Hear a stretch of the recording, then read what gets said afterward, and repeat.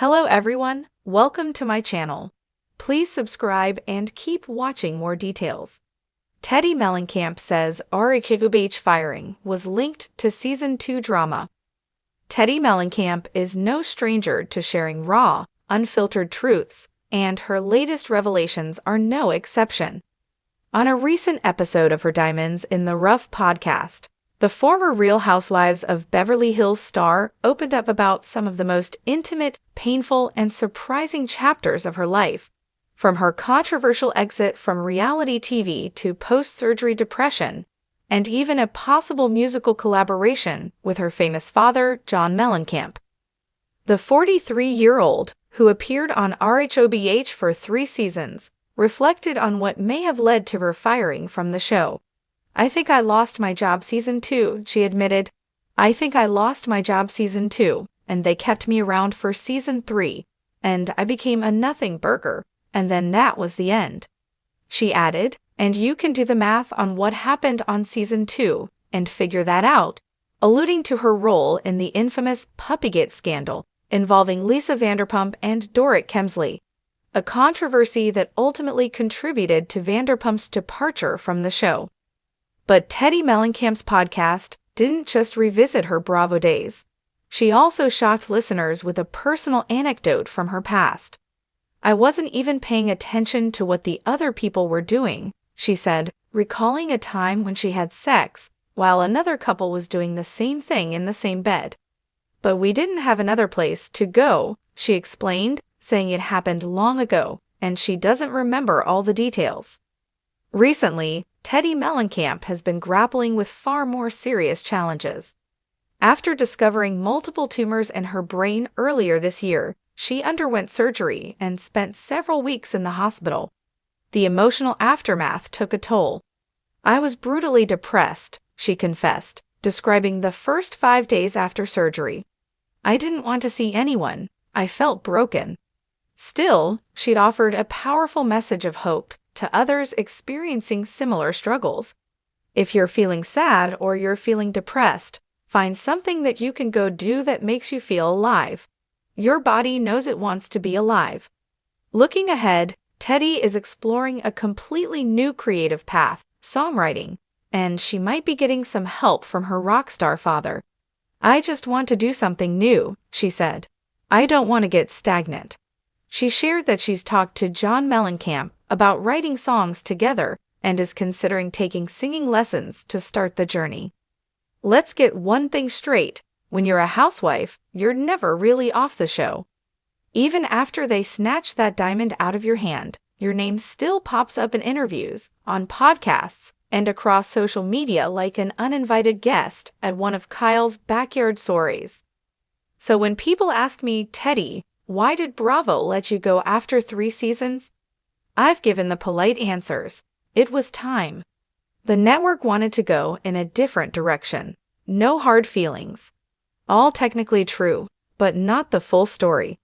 It's taken me a while to say this publicly, but I believe the drama that sealed my fate didn't begin in Season 10, or even during the Denise Richards takedown. No, it started way back in Season 2, before I even knew what a confessional look was. Let me explain. Back in the early days of the Real Housewives of Beverly Hills, the drama was lighter, glossier, less surgically enhanced. But it still had teeth.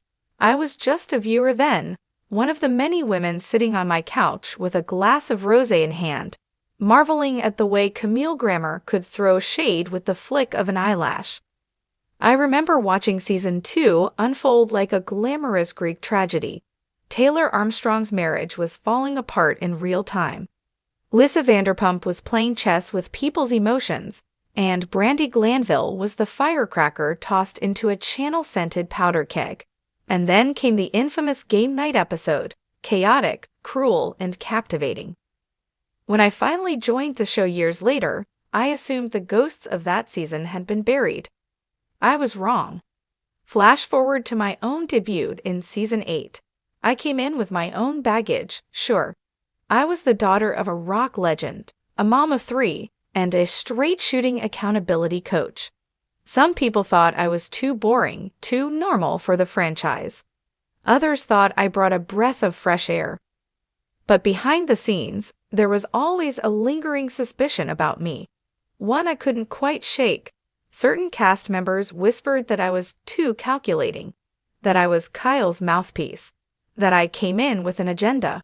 And every time that criticism came up, it was always tied to some unspoken comparison, a memory, a moment from long ago, season 2. Let's just say, some drama never dies. When I got involved in the Denise situation, yes, I brought the tea about Brandy. I thought I was just doing what housewives do, stirring the pot, playing the game. But apparently, it rubbed people the wrong way. Viewers started saying I was mean, judgmental, and obsessed with being right. Sound familiar?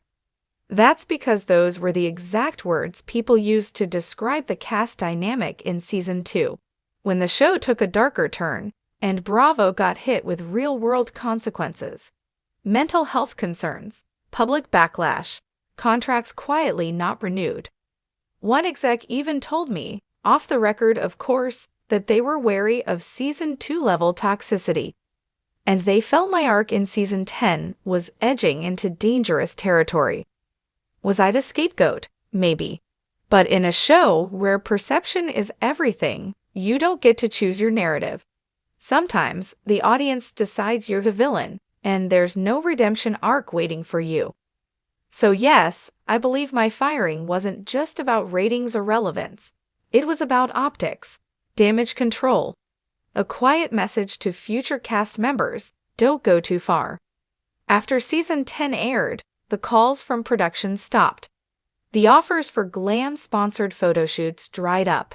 Suddenly, I was back to being just Teddi, a mom, a podcaster, a woman with a hyper-organized fridge and a ring light in every room.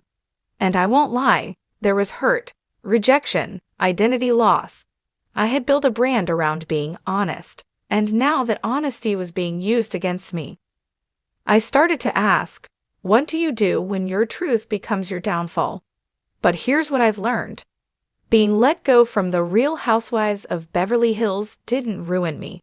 It refined me. It made me tougher, wiser, less afraid of calling things what they are. And here's what things are. The Housewives universe is a high-stakes reality pageant, where women are judged not just for what they do, but how they make people feel. And if you remind people of a darker chapter, they'll turn the page on you faster than you can say, BravoCon. So yeah, I think season 2 haunted me. Not because I was part of it, but because I echoed it. Because I came in with strong opinions, deep loyalty, and a refusal to play dumb for the sake of being liked. If that's what got me fired, I can live with that. These days, I'm focused on new things. My podcast, 2 Teas in a Pod, being a mom, and helping people live healthier lives without filters. The Housewives door might be closed for now, but I've got other doors. Bigger ones. Ones with better lighting and no fake storylines. And if Bravo ever calls again, I'll answer. But this time, I'll bring my own receipts. Author's note. Teddi Mellencamp continues to host her podcast and advocate for wellness and personal accountability. While her time on RHOBH ended after season 10, her legacy, love her or not, remains part of the Beverly Hills tapestry. Just don't ask her to play game night. Let me know if you'd like a more journalistic version, a podcast transcript style version, or even a parody version.